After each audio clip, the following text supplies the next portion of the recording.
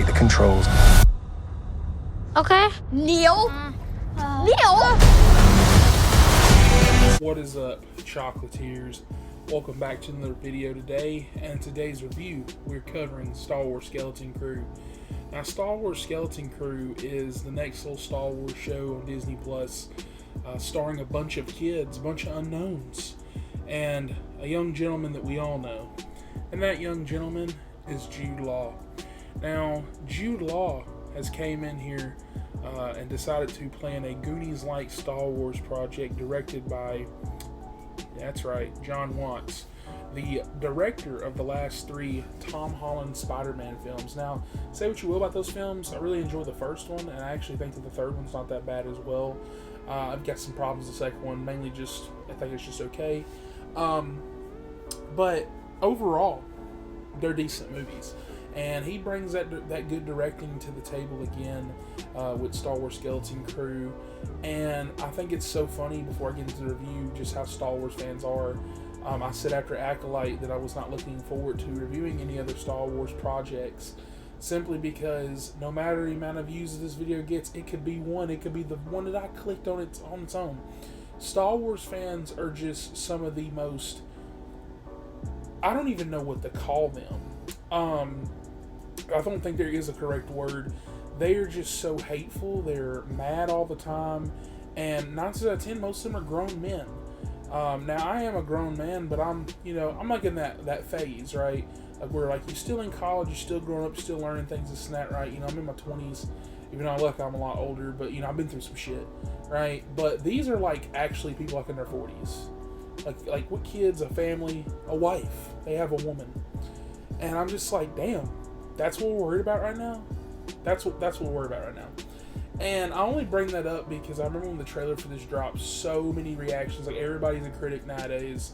People are like, oh, there's just suburbs in Star Wars, and like getting madness. And I'm like, it's Star Wars. It's literally in a galaxy far, far away for starters. It's fictional.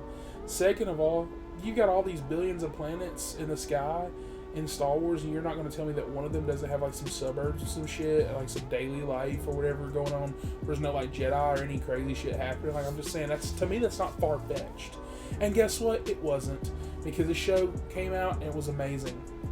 So you have these bunch of kids that within the first couple episodes they get in some trouble where they end up accidentally leaving their planet of Ad-Atten. And once they start going out into this grand adventure and they meet Jude Law and stuff, you start learning a few things about Ad-Atten. So for starters, nobody has heard of it. They think, a few people that have, they think it's like this old ancient planet that's got all these treasures on it, this and that, like literally something out of the Goonies.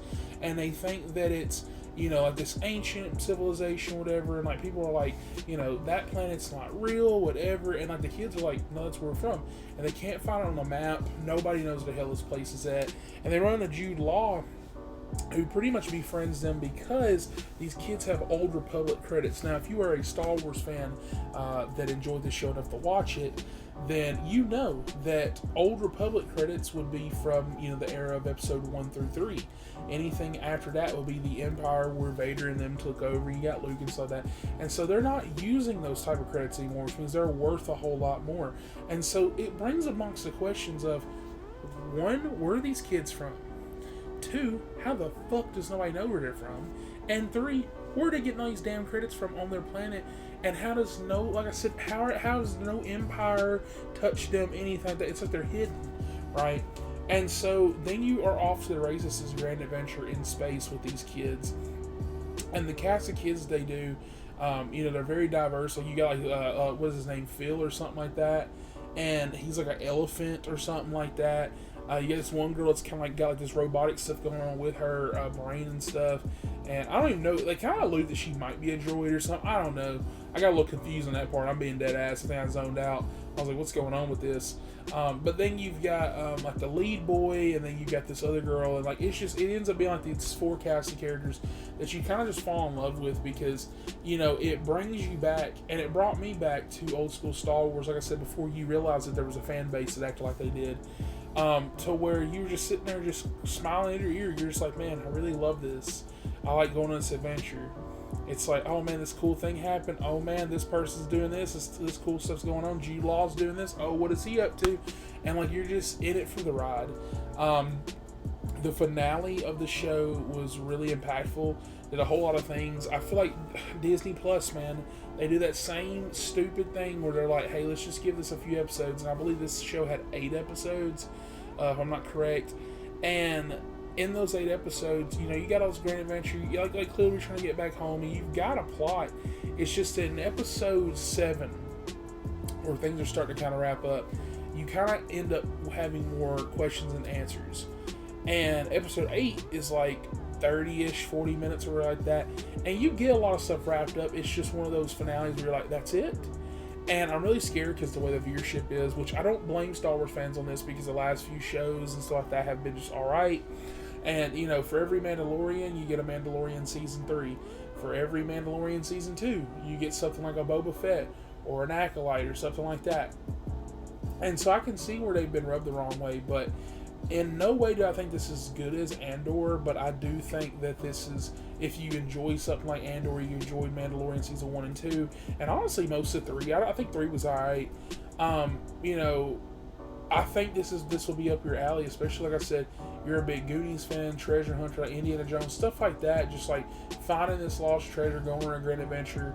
If you can get past the kids aspect, which they were pretty good actors for the most part. And I only say that because this isn't going to be your typical like Jedi story, which most of the time we're getting used to. This isn't like a scoundrel story like what they did with Outlaws or what they did in the Han Solo movie or something like that. This is literally just a bunch of kids going on an adventure. They've never literally left home.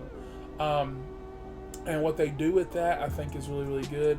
I think Jude Law, the mysteriousness behind his character, stuff that you learn about his character, I think overall, for me, is really impactful and really good storytelling. Like I said, fell a little bit flat for me in the finale, but it's still a good open shut case.